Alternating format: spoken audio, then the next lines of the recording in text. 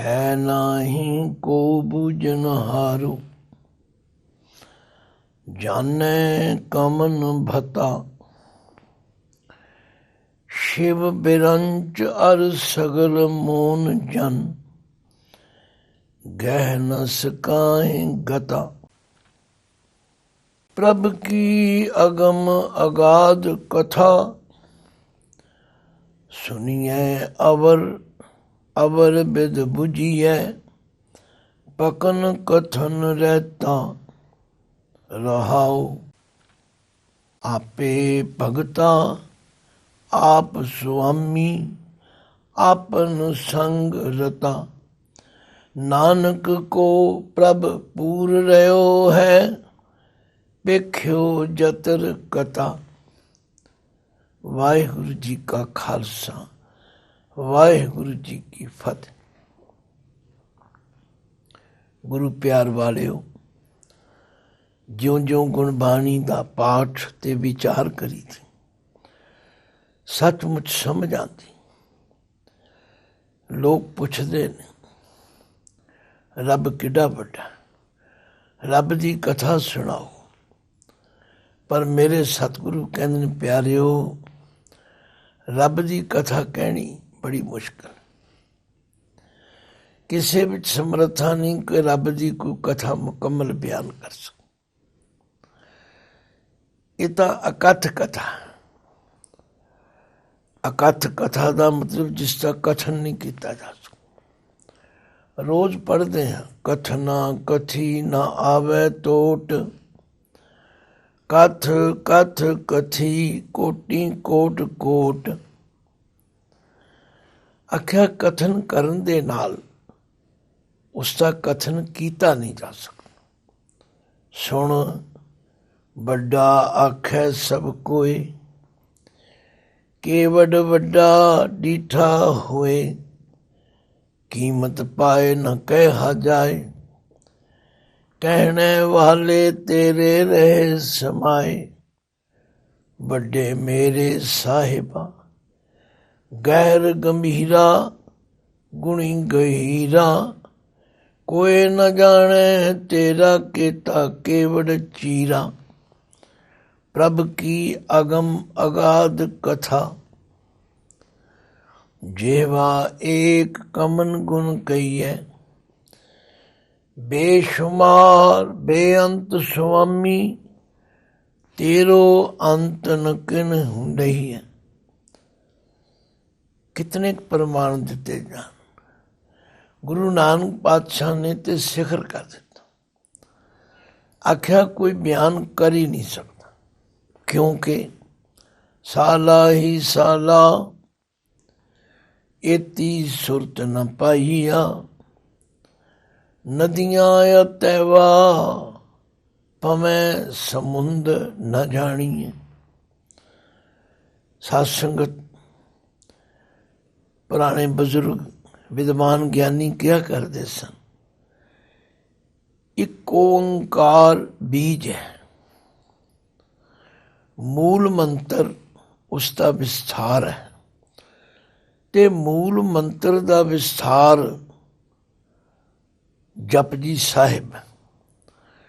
ते जपजी साहिब का विस्तार सारा श्री गुरु ग्रंथ साहिब। काश कदे असी एक ओंकार का भाव समझिए। काश कदे सानू मूल मंत्र समझ आ जाए। काश असी कदे जपजी साहिब नू समझ सके। चलो कंठ कर लेना होर गल है, पाठ करना होर गल है, पर विचार की गल ते बहुत दूर है। दास ने ते कई बार गुरु किरपा द्वारा जपजी साहिब की ज्यों ज्यों कथा की त्यों त्यों आनंद वधे। चू चू प्रेरणा हुई कि इनू होर विचारो, इनू होर विचारो। तो उस जपजी साहिब दे अंदर गुरु नानक पातशाह जी ने एक पौड़ी विच निर्णय करदे कि साला ही साला एती सुरत न पाईया। ਆਖਿਆ ਸਲਾਉਣ ਯੋਗ ਪਰਮਾਤਮਾ ਨੂੰ ਸਲਾਉਣ ਵਾਲੇ ਸਲਾਉਂਦੇ ਨੇ, ਪਰ ਸਲਾਉਣ ਵਾਲਿਆਂ ਨੂੰ ਏਤੀ ਸੁਰਤ ਨਾ ਪਾਈਆਂ, ਇੰਨੀ ਸੋਝੀ ਨਹੀਂ ਹੋਈ ਕਿ ਉਹ ਦੱਸ ਸਕਣ ਕਿ ਪਰਮਾਤਮਾ ਕਿਤਨਾ ਵੱਡਾ। ਕਈ ਦਲੀਲਬਾਜ਼ ਇਹ ਵੀ ਕਹਿ ਦਿੰਦੇ ਉਹ ਜੀ ਜੇ ਜਾਣ ਲਿਆ ਕਿਤਨਾ ਵੱਡਾ ਤੇ ਫਿਰ ਦੱਸਣ ਚ ਕੀ ਅਰਥ। ਗੁਰੂ ਨਾਨਕ ਪਾਤਸ਼ਾਹ ਕਹਿੰਦੇ ਪੋੜਿਓ, ਇਹ ਕਹਿਣ ਕਥਨ ਦਾ ਸਬਜੈਕਟ ਨਹੀਂ ਹੈਗਾ, ਤੇ ਜੇ ਕੋਈ ਖਹਿੜਾ ਕਰੇ ਤੇ ਗੁਰਦੇਵ ਫਿਰ ਖੋਲ ਕੇ ਸਮਝਾਉਂਦਾ। ਸਾਲਾ ਹੀ ਸਾਲਾ ਏਤੀ ਸੁਰਤ ਨਾ ਪਾਈਆ। ਇੱਥੇ ਸੁਰਤ ਦਾ ਮਤਲਬ ਹੈ ਸੋਝੀ। ਇੰਨੀ ਸਮਝ ਕਿਸੇ ਨੂੰ ਨਹੀਂ ਆਈ ਕਿ ਕੋਈ ਦੱਸ ਸਕੇ ਉਹ ਕਿਤਨਾ ਵੱਡਾ।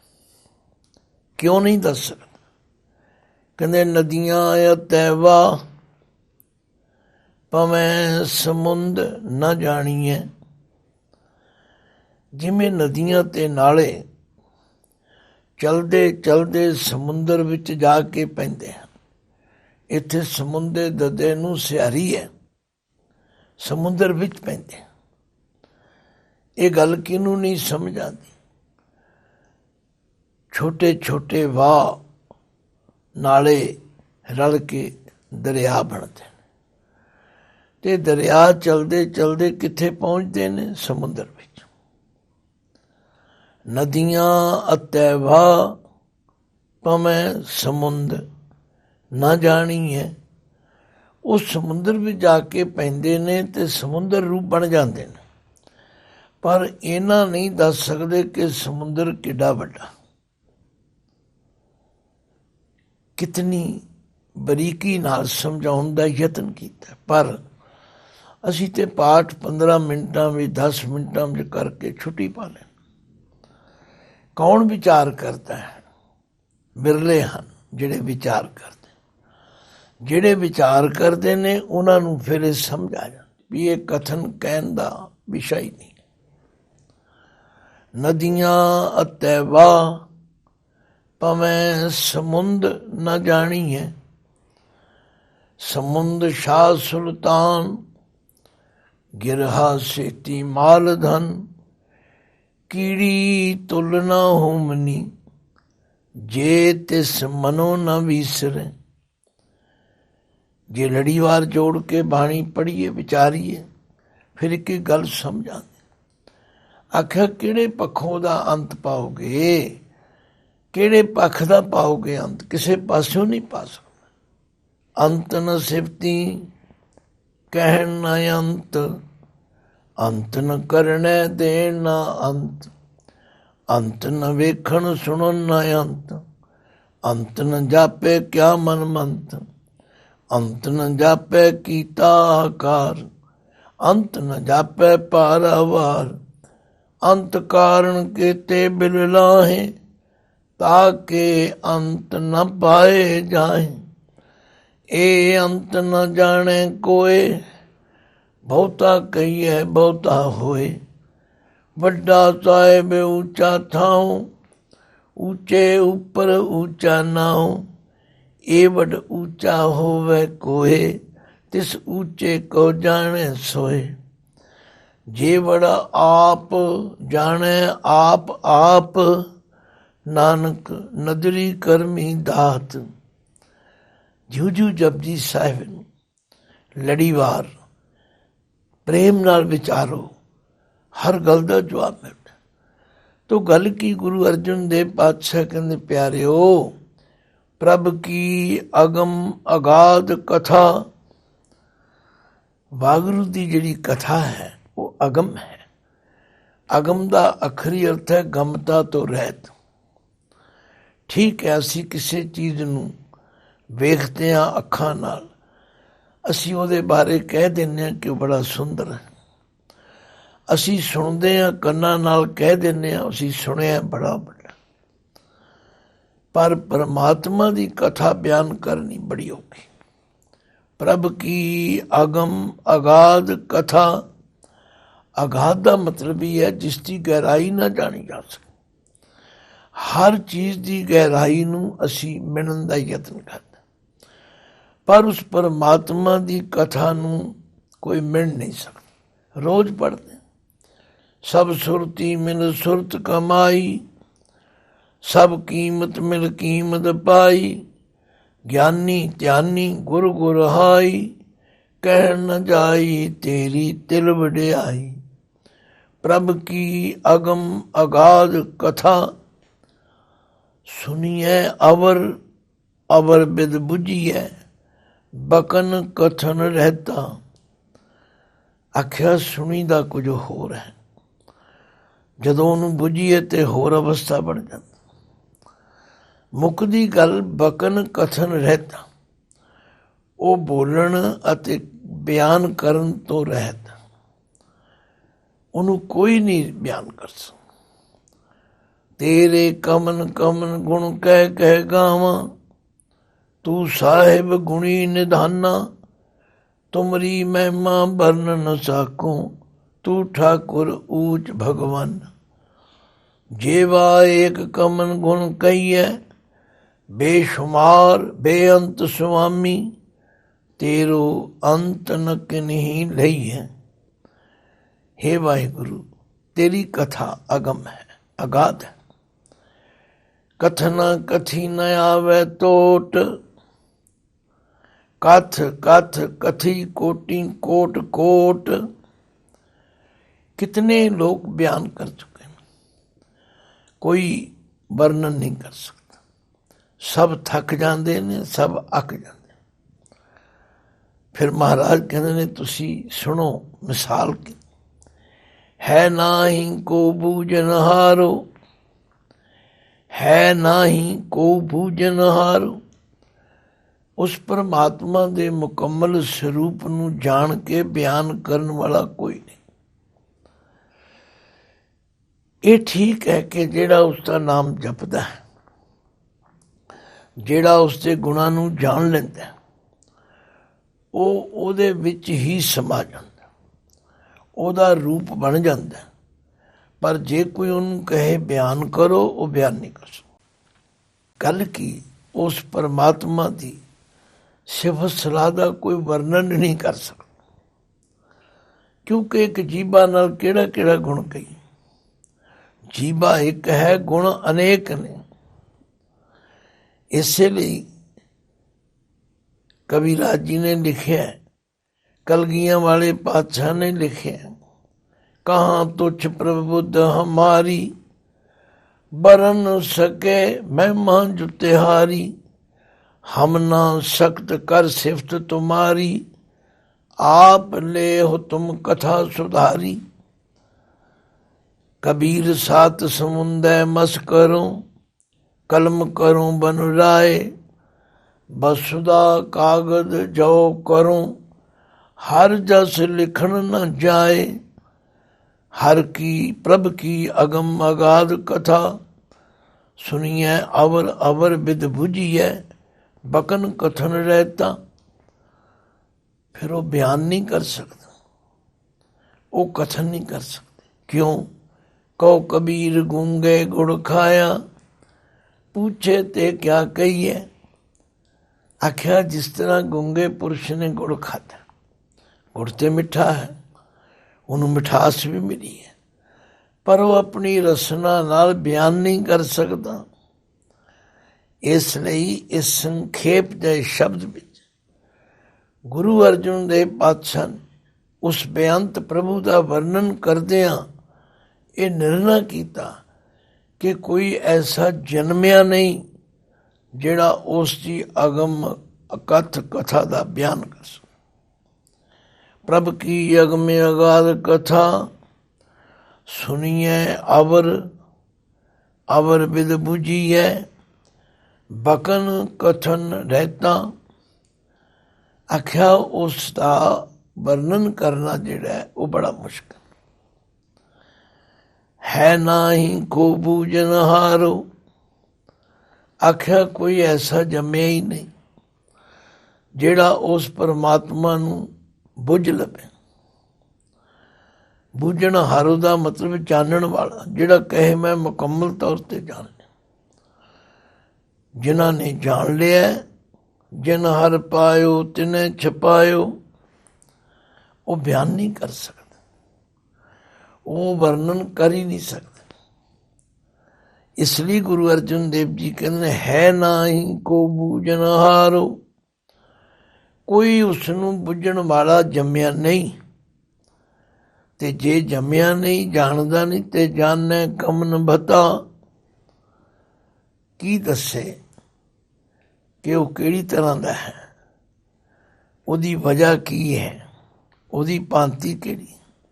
ਪੜ੍ਹਦੇ ਰੋਜ਼ ਰੰਗੀ ਰੰਗੀ ਭਾਂਤੀ ਕਰ ਕਰ ਜਿਨਤੀ, ਮਾਇਆ ਜਿਨ ਉਪਾਈ ਕਰ ਕਰ ਵੇਖੈ ਕੀਤਾ ਆਪਣਾ, ਜਿਵ ਤਿਸਦੀ ਵਡਿਆਈ ਹੈ ਨਾਹੀ ਕੋ ਬੂਝਨ ਹਾਰੋ। ਕੋਈ ਐਸਾ ਨਹੀਂ ਜਨਮਿਆ ਜਿਹੜਾ ਕਹੇ ਕਿ ਮੈਂ ਜਾਣਦਾ, ਤੇ ਜਿਹੜਾ ਜਾਣਦਾ ਉਹ ਦੱਸਦਾ ਨਹੀਂ। ਪਰ ਹਾਂ ਗੁਰਬਾਣੀ ਗਵਾਹੀ ਭਰਤੀ, ਰਤਨ ਲੁਕਾਇਆ ਲੁਕੈ ਨਾਹੀ, ਜੇ ਕੋ ਰਖੈ ਲੁਕਾਈ। ਜਿਹੜਾ ਜਾਣਦਾ ਹੈ ਉਹਦੇ ਮੱਥੇ ਤੇ ਪ੍ਰਗਟ ਹੋ ਜਾਂਦਾ, ਉਹਦੇ ਹਰ ਬੋਲ ਤੋਂ ਪ੍ਰਗਟ ਹੋ ਜਾਂਦਾ। ਪਰ ਜੇ ਕਹੋ ਕਿ ਉਹ ਬਿਆਨ ਕਰੇ, ਬਿਆਨ ਨਹੀਂ ਕਰ ਸਕਦਾ। ਹੈ ਨਾਹੀ ਕੋ ਬੂਝਨ ਹਾਰੋ, ਜਾਣੈ ਕਮਨ ਭਤਾ। ਰੱਬ ਕਿਹੜੇ ਤਰੀਕੇ ਦਾ, ਰੱਬ ਗੋਰਾ ਹੈ, ਕਾਲਾ ਹੈ, ਵੱਡਾ ਹੈ, ਛੋਟਾ, ਕਿਵੇਂ? ਆਖਿਆ ਕੋਈ ਨਹੀਂ ਜਾਣ। ਸ਼ਿਵ ਬਿਰੰਚ ਅਰ ਸਗਲ ਮੋਨ ਜਨ, ਇਹ ਹਵਾਲੇ ਦਿੱਤੇ ਨੇ ਸ਼ਿਵ ਜੀ ਮਹਾਰਾਜ, ਬਿਰੰਚ ਬ੍ਰਹਮਾ ਜੀ ਮਹਾਰਾਜ, ਅਤੇ ਹੋਰ ਅਨੇਕਾਂ ਰਿਸ਼ੀ ਮੁਨੀ ਭਗਤ। ਗੈ ਨਾ ਸਕਾਏ ਗਤਾ, ਕੋਈ ਵੀ ਇਹ ਨਹੀਂ ਦੱਸਦਾ ਕਿ ਉਹ ਪਰਮਾਤਮਾ ਦੀ ਗਤੀ ਕੈਸੀ। ਕੋਈ ਉਸ ਦੀ ਅਵਸਥਾ ਨੂੰ ਬਿਆਨ ਨਹੀਂ ਕਰ ਸਕਦਾ। ਕਿਸੇ ਵਿੱਚ ਇੰਨੀ ਤਾਕਤ ਨਹੀਂ ਹੈਗੀ। ਇਸੇ ਲਈ ਅਸੀਂ ਰੋਜ਼ ਪੜ੍ਹਦੇ ਹਾਂ ਕਿ ਤੁਮਰੀ ਗਤ ਮਿਦ ਤੁਮ ਹੀ ਜਾਨੀ, ਨਾਨਕ ਦਾ ਸਦਾ ਕੁਰਬਾਨੀ। ਹੈ ਨਾਹੀ ਕੋ ਬੂਝਨ ਹਾਰੋ, ਜਾਣੈ ਕਮਨ ਭਤਾ। ਸ਼ਿਵ ਬਿਰੰਚ ਅਰ ਸਗਲ ਮੋਨ ਜਨ, ਗੈ ਨਾ ਸਕਾਏ ਗਤਾ। ਕੋਈ ਉਸ ਦੀ ਗਤੀ ਨੂੰ, ਅਵਸਥਾ ਨੂੰ, ਪਦਵੀ ਕੋਈ ਨਹੀਂ ਦੱਸਦਾ। ਇਸ ਲਈ ਪ੍ਰਭ ਕੀ ਅਗਮ ਅਗਾਧ ਕਥਾ, ਸੁਣੀਐ ਅਵਰ ਅਵਰ ਬਿਦ ਬੁਝੀਐ, ਬਕਨ ਕਥਨ ਰਹਿਤਾ। ਇਸ ਲਈ ਪਾਤਸ਼ਾਹ ਨੇ ਕਿਹਾ ਆਪੇ ਸਾਜੇ ਆਪੇ ਰੰਗੇ, ਆਪੇ ਨਜ਼ਰ ਕਰੇ, ਨਾਨਕ ਕਾਮਣ ਕੰਤੈ ਭਾਵੈ, ਆਪੇ ਹੀ ਰਾਵੇ। ਇਹ ਉਹ ਪਰਮਾਤਮਾ ਆਪ ਹੀ ਜਾਣ।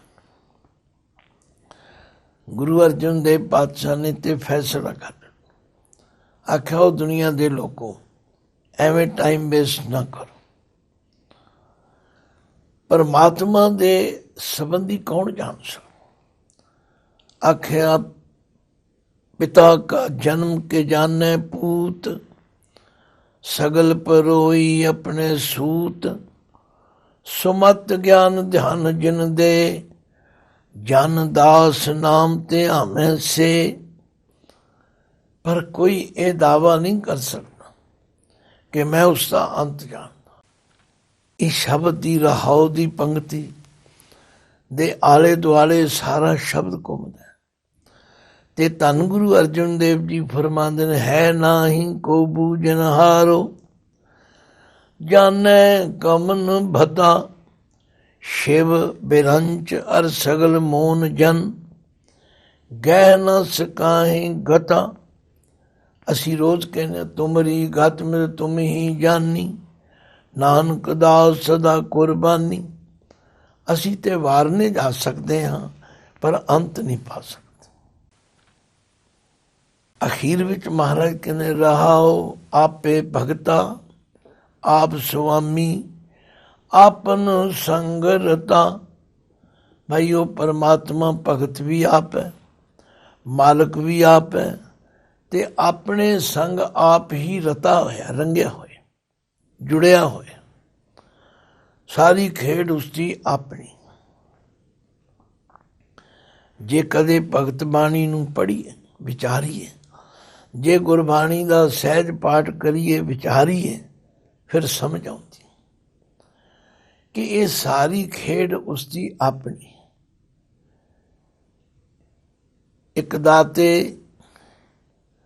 ਇੱਕ ਦਾਤੇ ਦੇਣ ਵਾਲੇ ਨੇ, ਇੱਕ ਭਿਖਾਰੀ ਨੇ, ਸਭ ਤੇਰੇ ਚੋਜ ਬਿਨਾਂ। ਇਹ ਵਾਹਿਗੁਰੂ ਤੇਰੀ ਆਪਣੀ ਇਹ ਸਾਰੀ ਖੇਡ। ਆਪੇ ਭਗਤਾ ਆਪ ਸੁਆਮੀ, ਆਪਨ ਸੰਗ ਰਤਾ। ਆਪਣੇ ਨਾਲ ਆਪ ਹੀ ਰੰਗਿਆ ਹੋਇਆ। ਨਾਨਕ ਕੋ ਪ੍ਰਭ ਪੂਰ ਰਹਿਓ ਹੈ, ਵੇਖਿਓ ਜਤਰ ਕਥਾ। ਆਖਿਆ ਇਸ ਨਾਨਕ ਦਾ ਪ੍ਰਭੂ ਜੋ ਹੈ ਪੂਰ ਰਹਿ ਹੋਇਆ, ਵਿਆਪਕ ਹੈ। ਜ਼ਰੇ ਜ਼ਰੇ ਵਿੱਚ, ਕਣ ਕਣ ਵਿੱਚ, ਜਲ ਥਲ ਮਈਲ ਪੂਰਿਆ। ਸੁਆਮੀ ਸਿਰਜਣਹਾਰ, ਅਨੰਗ ਪਾਂਤ ਹੋਏ ਪਸਰਿਆ। ਨਾਨਕ ਏਕੰਕਾਰ। ਕਲਗੀਆਂ ਵਾਲੇ ਪਾਤਸ਼ਾਹ ਨੇ ਤਾਂ ਕਮਾਲ ਕਰ ਆਖਿਆ, ਹੇ ਵਾਹਿਗੁਰੂ, ਜਲੇ ਹੈ, ਥਲੇ ਹੈ, ਅਭੀਤ ਹੈ, ਅਭੇ ਹੈ, ਅਬੂ ਹੈ, ਅਜੂ ਹੈ। ਇਹ ਸਾਰੇ ਰੂਪ ਤੇਰੇ ਹਨ। ਨਾਨਕ ਕੋ ਪ੍ਰਭ ਪੂਰ ਰਹਿਓ ਹੈ, ਵੇਖਿਓ ਜਤਰ ਕਥਾ। ਮੈਂ ਤੇ ਜਿੱਥੇ ਵੀ ਜਾਣਾ, ਜਿੱਥੇ ਕਿੱਥੇ ਮੈਨੂੰ ਰੱਬ ਹੀ ਨਜ਼ਰ ਆਉਂਦਾ। ਉਹਦੀ ਪਰਿਪੂਰਨਾ ਤੋਂ ਬਿਨਾਂ ਕੋਈ ਸੰਸਾਰ ਦੇ ਅੰਦਰ ਹਰਕਤ ਕਰ ਨਹੀਂ ਸਕਦਾ। ਤੋ ਛੋਟੇ ਛੋਟੇ ਸ਼ਬਦਾਂ ਰਾਹੀਂ ਧੰਨ ਗੁਰੂ ਅਰਜਨ ਦੇਵ ਪਾਤਸ਼ਾਹ ਨੇ ਉਸ ਪਰਮਾਤਮਾ ਦੇ ਬੇਅੰਤ ਗੁਣਾਂ ਦਾ ਵਰਣਨ ਕਰਕੇ ਸਾਨੂੰ ਇਹ ਗੱਲ ਸਮਝਾਈ। ਉਹਦਾ ਸਿਮਰਨ ਕਰਕੇ ਤੁਸੀਂ ਸੁੱਖ ਆਨੰਦ ਤੇ ਲੈ ਸਕਦੇ ਹੋ, ਪਰ ਕਦੇ ਉਸ ਦਾ ਅੰਤ ਨਹੀਂ ਪਾ ਸਕਦੇ। ਇਸ ਲਈ ਤੁਮਰੀ ਗਤ ਮੈਂ ਤੁਮ ਹੀ ਜਾਨੀ, ਨਾਨਕ ਦਾਸ ਸਦਾ ਕੁਰਬਾਨੀ। ਵਾਹਿਗੁਰੂ ਜੀ ਕਾ ਖਾਲਸਾ, ਵਾਹਿਗੁਰੂ ਜੀ ਕੀ ਫਤਿਹ।